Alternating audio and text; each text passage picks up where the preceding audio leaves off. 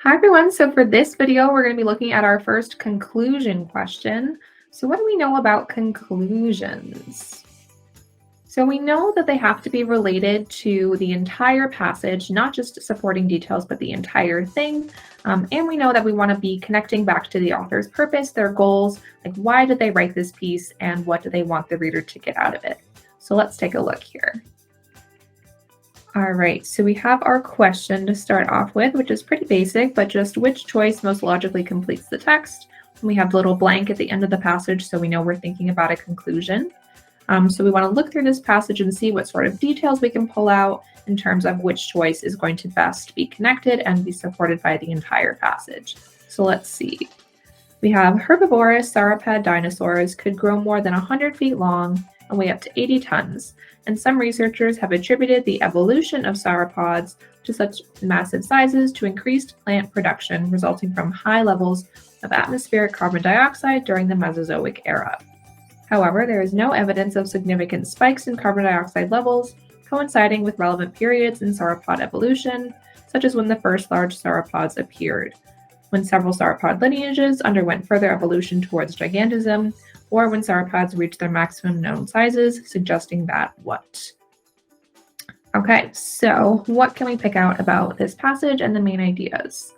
So we're talking about the growth of these dinosaurs here, and a claim essentially that, or a hypothesis, I suppose, that they're making is that this evolution of the size of the sauropods had to do with increased plant production, resulting from high levels of atmospheric carbon dioxide during this era.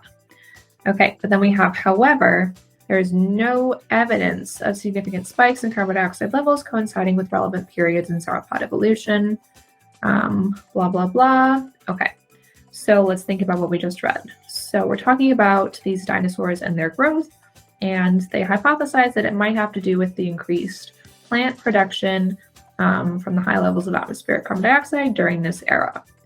But they don't have evidence of this spike in carbon dioxide levels coinciding with the relevant periods in sauropod evolution. All right, so essentially this means that their hypothesis was false, right? So now when we think about our choices, we know that they had this hypothesis, but it proved to not be true, which essentially means that the increased plant production and the high levels of atmospheric carbon dioxide didn't have anything to do with what could be causing this evolution of growth. So let's look at our answer choices. So let's see, we have A, fluctuations in atmospheric carbon dioxide affected different sauropod lineages differently. What do we think about this one?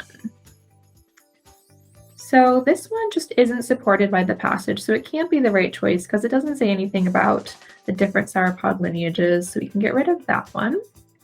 Let's see B. The evolution of larger body sizes in sauropods did not depend on increased atmospheric carbon dioxide. All right, what about this one? So this one seems like a pretty great choice to me. It's talking about the larger body sizes, which is exactly the focus of the passage, and they prove that it was not related to the increased carbon dioxide levels, so that seems like a pretty good choice, but let's just check with our other two. So C, atmospheric carbon dioxide was higher when the largest known sauropods lived than it was when the first sauropods appeared. So for this one, what do we think? So it was higher when they lived than it was when they first appeared. Is this one supported by the passage?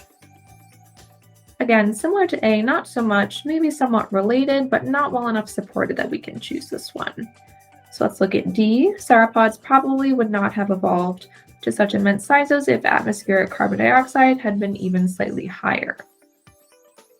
All right, so for this one, it seems like it contradicts the passage because it's saying that they would not have grown if the atmospheric carbon dioxide had been even higher.